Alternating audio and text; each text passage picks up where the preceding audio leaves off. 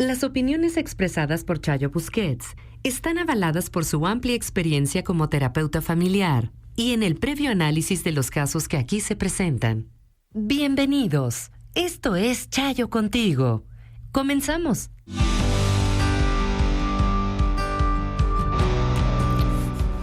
Te escribo porque no sé cómo debo de llevar una situación con mi hijo de 10 años. Cada vez es más evidente que sus gustos y su personalidad está inclinada a la homosexualidad. Solo quisiera saber qué camino tomar para saber ser la mamá que él necesita. En nuestro núcleo familiar está mi esposo y mis otros 2 hijos de 13 y 8 años. Agradecería tu consejo.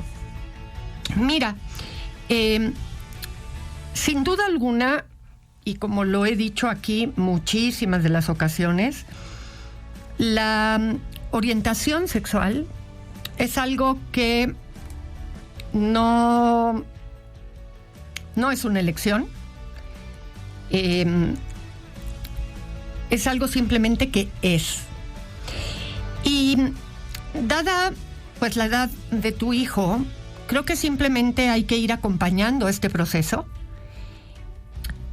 de una manera en la que, pues de entrada, no se hable en contra, se sea cuidadosos como familia con la expresión alrededor de lo que tiene que ver con la orientación sexual de las personas. Que se mantenga siempre una postura de respeto y que dentro de la forma en la que se manejan como familia haya siempre esto, una postura abierta y respetuosa. Cuando se dan las circunstancias en las que los chicos se viven en familias respetuosas, las normas y las reglas que hay con respecto a cómo se vive el noviazgo, cuáles van siendo las edades, cómo se va permitiendo o abriendo los permisos, se tienen que manejar exactamente igual en función a los valores de las familias, ya sea homosexual, bisexual, heterosexual, no importa. Los valores y los principios son exactamente los mismos. El tema no está tanto en qué se hace diferente. Se hace exactamente lo mismo. Cuando los papás me preguntan qué hacemos, les digo, pues haz de cuenta que la relación de tu hijo fuera una relación heterosexual. ¿Qué permisos darías? ¿Cómo los darías? ¿Qué reglas establecerías? Y lo mismo exactamente es lo que se tendría que hacer. Igualito. Una comunicación abierta, respetuosa, clara y dejando siempre incondicionalidad en el amor y la apertura alrededor de te vamos a amar, seas quien seas. Así es que lo que te vaya removiendo a ti, busca la ayuda necesaria para que lo trabajes, porque eso tiene que ver más contigo y la educación que tú recibiste, exclusivamente. ¿A quién te gustaría dedicarle más tiempo en tu vida? Y podría yo adivinar un poquito, ¿no?, por dónde irían las respuestas, pero eso me lleva a ¿cuál sería la explicación que darías a por qué no puedes? Y probablemente muchas de las respuestas vendrían de la cantidad de pendientes que tienes. Y entonces yo te preguntaría, en esa lista de pendientes que tienes, ¿pones a esa o a esas personas a las que te gustaría dedicarles más tiempo? Porque fíjense que normalmente en la lista de pendientes ponemos trámites quehaceres, pero no nos ponemos ni nosotros para darnos más tiempo en términos de actividades que nos ayudarían a estar más en paz, más tranquilos, o tiempo a nuestra pareja, a nuestros hijos. Y si somos honestos con nosotros mismos, a veces tener toda la casa aseada, a lo mejor en el extremo, no sería tan importante como esos 10, 15 minutos que le podrías dedicar más a tu hijo, a tu mamá, a tu pareja, a algún hermano, a tiempo de amigos, que beneficiarían en mucho tu situación y tu estado emocional, el de tus hijos, el de tu pareja, que tener toda la ropa planchada, ¿no? O todos los trámites terminados. Así es que piénsatelo bien y responde con cuidado a las explicaciones que darías de por qué no le dedicas más tiempo a esas personas a las que responderías a esta pregunta. ¿A quién te gustaría dedicarle más tiempo? Fíjense que ayer hablábamos de la importancia de saber resolver desacuerdos. Y yo preguntaba en redes, ¿cómo se resolvían los desacuerdos en tu familia cuando tú eras hijo o hija de familia? Y las respuestas han sido de lo más interesantes, pero también de lo más duras. Voy a comentar algunas porque vamos a seguir hablando en lo que sigue del programa de cómo eso nos lleva a nosotros a resolver desacuerdos y a manejarnos frente a los desacuerdos ahora en nuestras propias familias. Hay quien comenta a gritos, lamentablemente, en ocasiones a golpes. Nos tocó más a los hijos mayores. Los más chicos hacían lo que querían porque ya los padres no eran tan duros. Otros dicen, en cuanto a los hijos, mi mamá tomaba toda la responsabilidad de la crianza, así que no había desacuerdos. Pero entre mis padres volaban sartenes, platos, jarrones, etc. Un hombre comparte, la verdad antes, como que no había mucha oportunidad de llegar a un buen acuerdo, puesto que los mayores imponían sus reglas y su voluntad, y solo había que obedecer. Alguien dice, no había desacuerdos por el simple hecho de que se hacía lo que mi papá ordenaba. Entonces, fíjense, ni siquiera se detectaba el que se pensaba diferente. No eras tomado en cuenta para los acuerdos. Los adultos solucionaban todo. Otra persona comenta, se manejaba con golpes muy fuertes, castigos y lo más fuerte, marcas emocionales muy fuertes. Un día me mandaron a servir de comer a mis hermanas. Yo era muy chica, tenía 6 años. Me subí a la silla y veía tan grande la cuchara de la olla que se me volteó con la comida y me rompieron un palo de escoba en la mano porque estaba sirviendo de mala gana. Otra persona comenta, no podía, me quedaba callada. Y al ser la mayor y tener una hermana más chica, pues en mi caso sí estaba consentida. Prefería salirme con mi papá y no tener convivencia con las hermanas de mi mamá y con ella misma para no tener desacuerdos que no se solucionaban. Otra persona comenta, no recuerdo con exactitud, pero puedo decir que en esa época el poder de decisión estaba en manos de mis papás. Digamos que era por jerarquía y ellos elegían desde su sabiduría lo que sería mejor para todos. Por otra parte, dice otra persona, cuando vivía mi papá, él algunas veces con golpes. Mi mamá nunca nos pegó a los más grandes. Nunca nos pegó, perdón. A los más grandes nos tocaba la mayor responsabilidad con los más chicos. Fue diferente. Mi papá decía las reglas se respetan y punto.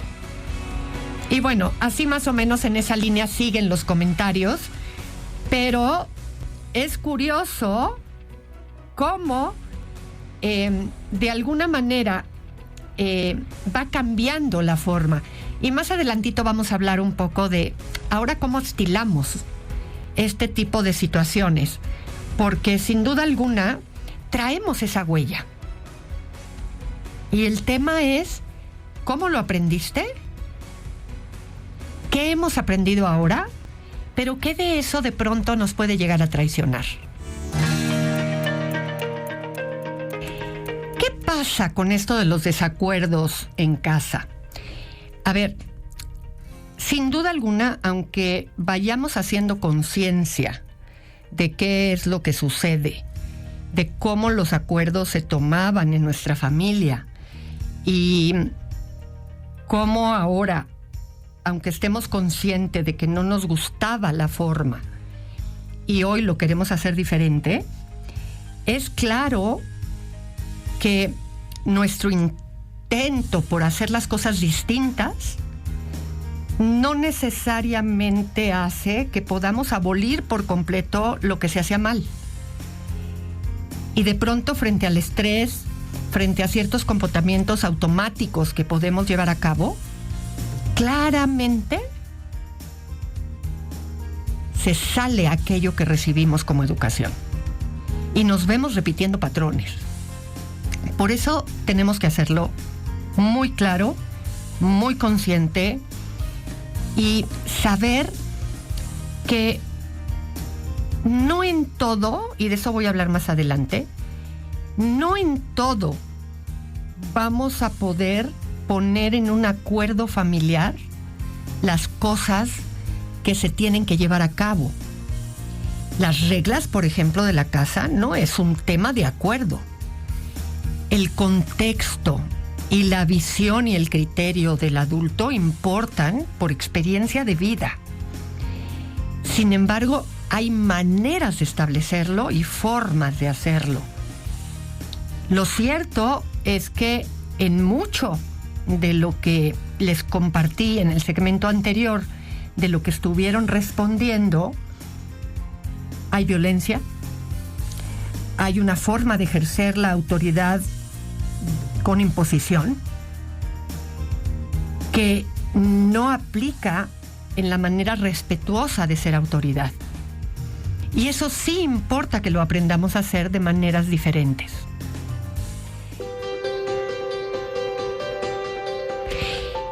Sin duda, manejar los desacuerdos es todo un reto. Y lo primero que tiene que pasar con respecto a los desacuerdos es que los adultos que estamos al frente de los niños en esas primeras etapas del crecimiento, somos los que le modelamos a nuestros hijos cómo llegamos a tomar acuerdos.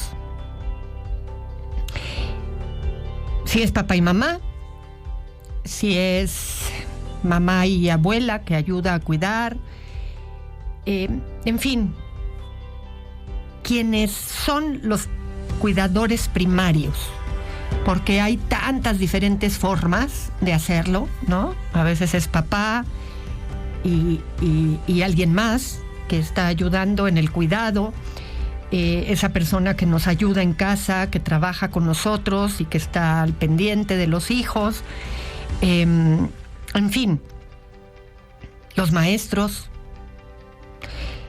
Y tenemos que llegar a acuerdos consistentemente, constantemente en la vida tenemos que estar llegando a acuerdos. En el trabajo, con tus compañeros de trabajo, con el jefe, en fin. Y nuestros hijos ven eso.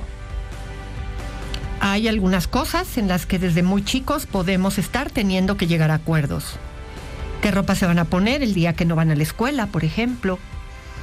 Si hay un día que tienen libre, que la escuela los deja, si es que van de uniforme, y de pronto un día se pueden llevar unos pants para deportes y es libre, bueno, ¿cuáles pants se van a poner? Si van a ir a un evento más formal, familiar, bueno, pues les darás alternativas y de esas dos alternativas ellos tendrán que definir y decidir. va viendo pequeños espacios. Después van creciendo, llega la adolescencia y va a ver que ir soltando más opciones de toma de decisiones. Así es que primero son testigos, después ya empiezan a ser parte y después van a tener que ir tomando sus decisiones y van a poder tener la oportunidad de estudiar qué carrera quieren estudiar, en qué van a querer trabajar, con quién se van a querer casar, si es que lo quieren.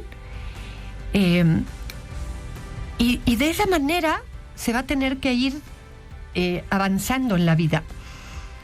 Y no siempre va a ser como yo lo hubiera querido. En esos procesos voy a tener que ir aceptando el desacuerdo. Y voy a tener que vivir con eso a pesar de que no sea como yo me lo imaginé cuando lo estaba educando. Y tengo que tener mucho cuidado en no quererle castigar cuando ya es más grande, más adolescente, más adulto, que no haya escogido lo que yo tenía pensado para ella o para él. Y entonces aquí la pregunta es, ¿cómo te manejas tú? ¿Y cómo lo vives tú internamente cuando tu hijo no responde a tu expectativa? Aunque lo que esté decidiendo no esté mal en sí mismo, pero al no responder a tu expectativa, ¿cómo lo vives? Y hay que ser honestos al reconocer qué me pasa a mí cuando mi expectativa no se ve cumplida.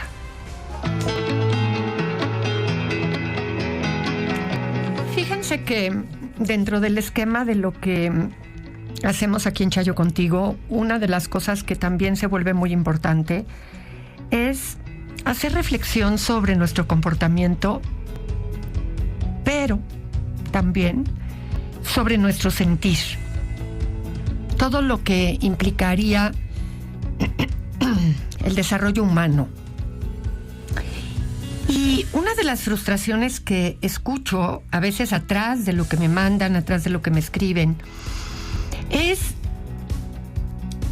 ¿qué frustra?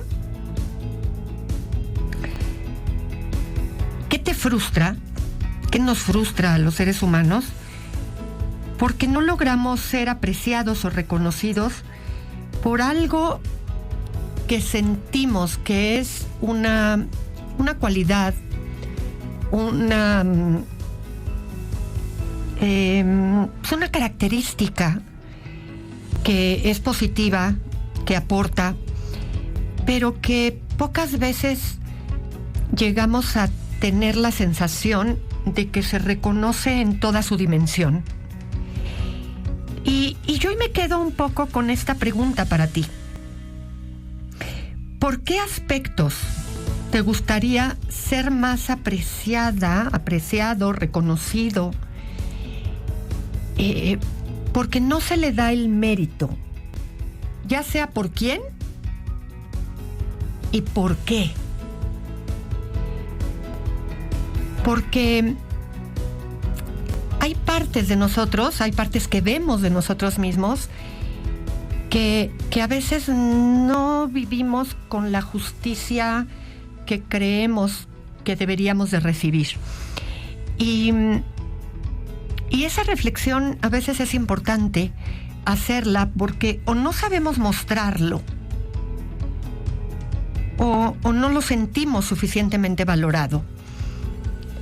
Ya sea porque pensamos que nos han dicho, lo pensamos o nos lo han dicho, que eso es ser presumido.